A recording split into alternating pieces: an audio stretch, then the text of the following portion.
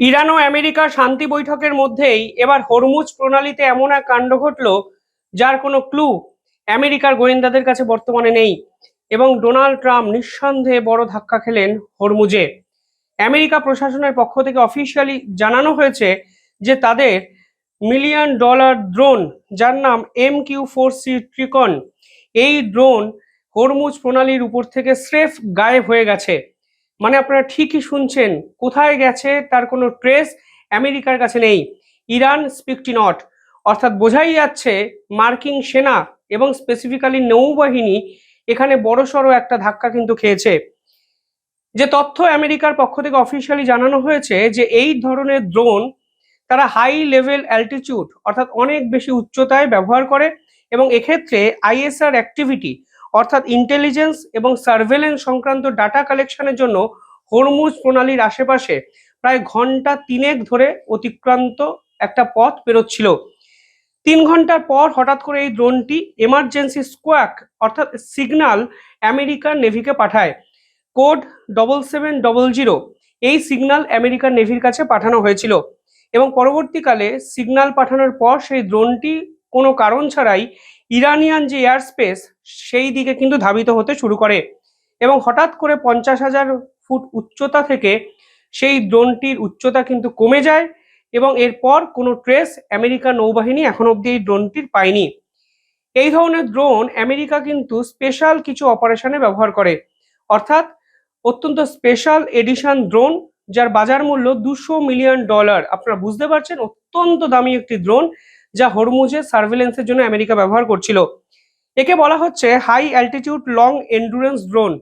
প্রথম কথা, অনেক বেশি উচ্চতায় এটাকে কার্যকারিতার দিক থেকে ব্যবহার করা যায়।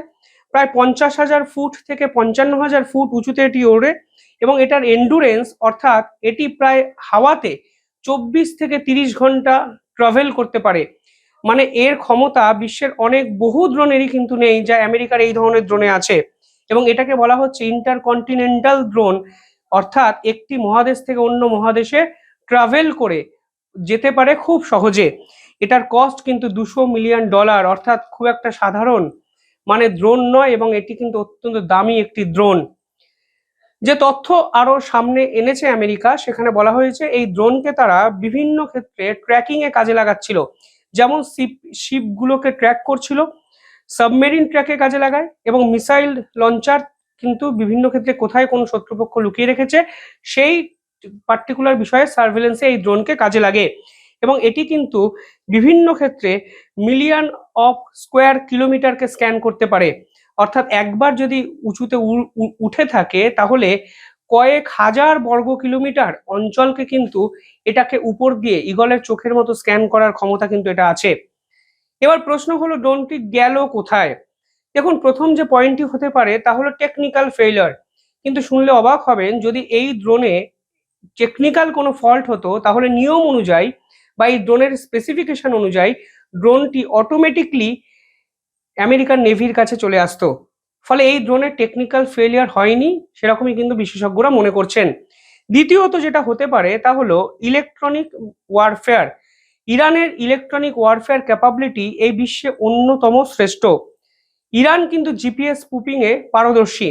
জিপিএস স্পুপিং মানে আপনি একটি নির্দিষ্ট জায়গায় উচ্চতায় থেকে বিলং করছেন, ইরান হ্যাক করে এই জিপিএসটিকে রিয়েল টাইম ডাটা পেতে আপনাকে বাধা দেবে। অর্থাৎ ধরুন ড্রোনটি মাটি থেকে 40,000 কিলোমিটার উপরে আছে, কিন্তু ইরান এমন এক টেকনোলজি প্রয়োগ করতে পারে যে আমেরিকান নেভি দেখবে এই ড্রোনটি মাটি থেকে 35,000 কিলোমিটার উপরে আছে। অর্থাৎ এই যে রিয়েল টাইম ডাটা সেটাকে কিন্তু ব্লক করে দিতে পারে ইরান। ফলে যখন আপনি ব্লক করে দেবেন, ফলে এটার সঙ্গে সিগন্যাল আমেরিকান নেভির আর থাকবে না। ফলে এই ড্রোনটি মুখ থুবড়ে পড়বে বা শত্রুপক্ষের কাছে চলে যাবে, এই ধরনের একটা সম্ভাবনা তৈরি হয়েছে। পাশাপাশি ইরান সিগন্যালিং জ্যামিং করতে পারে এবং সাইবার টেক ওভার করতে পারে এবং বিভিন্ন ক্ষেত্রে এই ড্রোনটিকে তারা অ্যাটাক করতে পারে এবং কোনো ডাটাই আমেরিকার কাছে যাবে না, সেই সংক্রান্ত একাধিক পরিকল্পনা ইরান এর আগেও করেছে, ভবিষ্যতেও করতে পারে। এবং এক্ষেত্রেও এই ড্রোনটির সঙ্গে এটি করা হয়েছে কিনা সেটাই কিন্তু এখনো সবচেয়ে বড় ধন্দ। একাধিক ক্ষেত্রে যদি জিপিএস স্পুপিং কিংবা এখানে নেটওয়ার্ক জ্যামিং করে দেওয়া হয়, তাহলে ক্যালকুলেটিভ একটা পজিশন এখানে আমেরিকান নেভি পেতে পারে, অর্থাৎ সেই সম্ভাবনাই কিন্তু জোরালো হচ্ছে।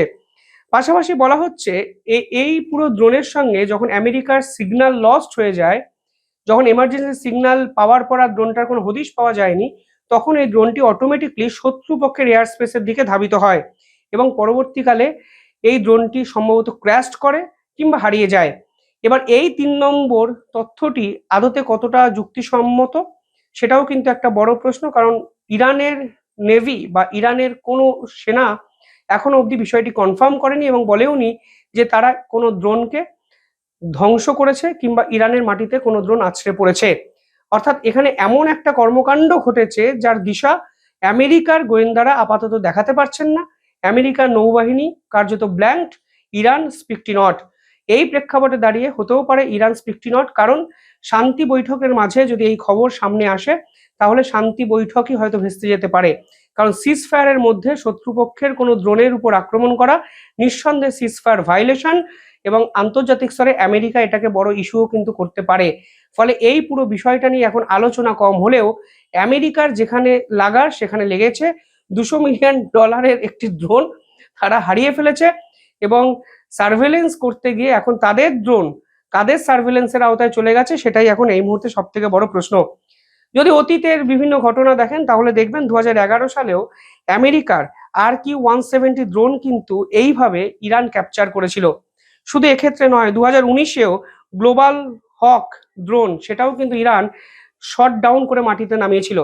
ফলে অতীতের ইতিহাস বলছে ইরান এই ধরনের ঘটনা ঘটাতে পারে, কিন্তু বর্তমানে এই ধরনের ঘটনা তারা ঘটিয়েছে কিনা সে বিষয়ে কোনো কনফার্মেশন কোনো রাষ্ট্রের পক্ষ থেকেই এখন অবধি আসেনি।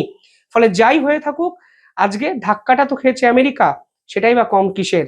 দাদাগিরি সবসময় শেষ কথা বলে না, তা কিন্তু পরিষ্কার হয়ে যাচ্ছে বর্তমানে পরিবর্তিত রাজনৈতিক প্রেক্ষাপটে। কিভাবে দেখছেন পুরো বিষয়টি কমেন্টে জানাবেন। আর সকলের কাছে ছোট্ট একটা অনুরোধ, দ্য ইন্ডিপেন্ডেন্ট নেটওয়ার্ক চ্যানেলটি একটু সাবস্ক্রাইব করবেন, পাশে থাকবেন, কমেন্টে জানাবেন কি ধরনের ভিডিও আপনারা দেখতে চান। ধন্যবাদ।